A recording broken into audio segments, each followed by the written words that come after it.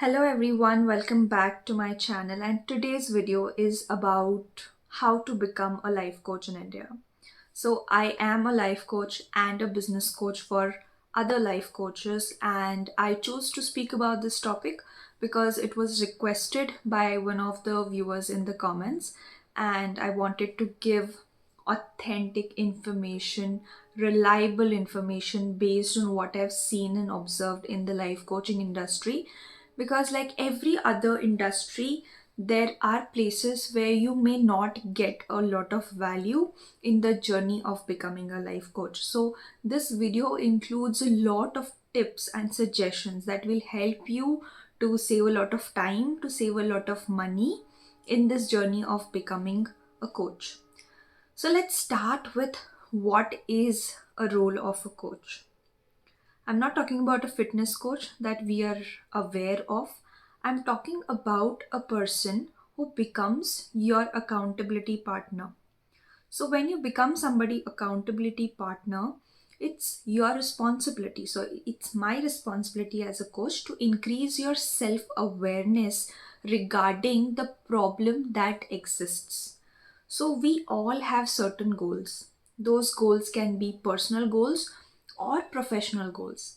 And there would be XYZ problems due to which you are not able to reach those goals or attend those goals. So, what a coach does is it helps you, he or she helps you to solve that X, Y, and Z problem by not giving you a solution directly that a trainer can do, that a mentor can do, but helping you find the solution. Now, why is it different and why does it require for you to find the solution? Because when your self awareness increases, you are able to find solutions. You are able to think in a certain way so that your problem solving skills, your mindset of finding solution increases. So instead of giving you fish to eat, what a coach does is to teach you how to fish. So you do not stay hungry for the rest of your life. And these skills take time. Coaching is not a process that just happens in one session. So, one session would be good enough to bring awareness to certain topics, but when you work with a coach for a longer duration of time, you are able to attend those goals, you are able to solve those problems on your own, where the coach is helping you out to look at the problems from different lenses, from different perspectives, so that you can find solutions on your own. At the end of the day, the responsibility of your life is in your hands. Hence, you are the person who needs to make decisions, who needs to solve problems. And that is why personally I love coaching more than advising, mentoring, or anything else. That is a very beautiful way to help somebody out while not actually controlling or giving them direct advice or direct solutions. So it is a skill that you learn over time. So you actually do not require a certification, compulsory is not there to become a coach. But my recommendation is get certified from a well reputed institute. It's not just about the reputation of the institute, it is also about the mentors who are giving you the training of becoming a coach, right? So it is very essential to see what the mentors are doing. And today we live in the era of social media. So if you want to work with XYZ institution to get your life coaching certification, you can actually go ahead and see what the mentors are doing on their profiles, what is happening on social media. Based on that, you can take a call. But the most important thing in this whole journey is, who do you choose as your mentor? Who do you choose as your guide to get trained in that particular skill? So get certified, take a basic certification when you're just starting, just for the first time. Do not jump into a massive investment when it comes to certification, because you don't really know if coaching is your cup of tea. And coaching does not look like what it is shown, by the flashy, glamorous people who just want to sell certifications, right? So I'm telling you all the background story of becoming a life coach actually. So they are never going to say this. So do not make a huge investment in just one go. Like, look at it first, experience it first, try it out first. So once you do your basic certification, then you go ahead and start coaching people. You start developing your skills. In the beginning, you can give away few sessions for free. So you can give free sessions and then let people decide if they want to work with you. So depending on what kind of coaching you do, you have certain amount of sessions. So it starts with 4 sessions, 6 sessions, 8, 12. All of that is there, and the coach has actually designed the journey for you.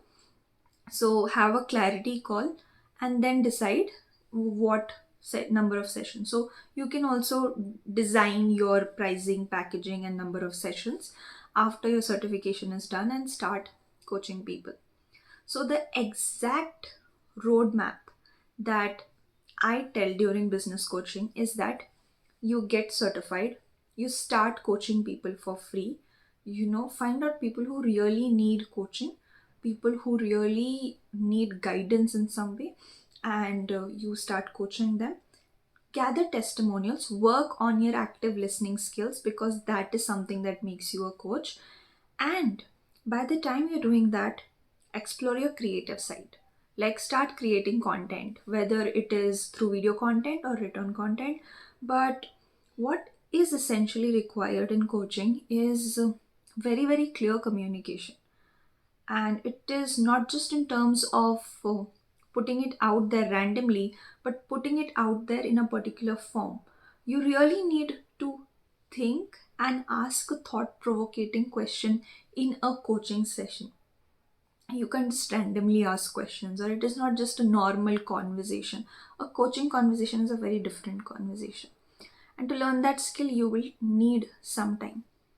So once you've done that, while you are creating content and you're doing all of that, work with another established coach. You become the client and work with another established coach and actually experience life coaching. This is a game changer. Like, you will experience transformation. That's the biggest advantage. And if you have not experienced transformation, you cannot really facilitate for others. And second is that you get to see in action what actually coaching is. And then you go ahead and make it a public announcement that these are the sessions that I am providing, so you can start getting paid clients. So what types of coaching are there? This was also a question that was asked in the comments. So first is executive coaching, where you're coaching the corporate people. It can be from mid management to senior management. And the path of corporate coaching is very different. There you have levels. So I am an ICF certified coach, and you start with a CC basic certification.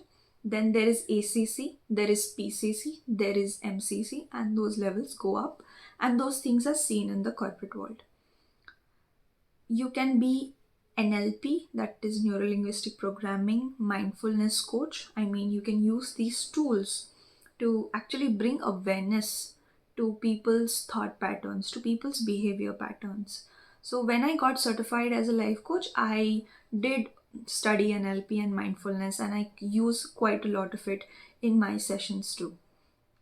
So this is also an area where you can become a coach in this area.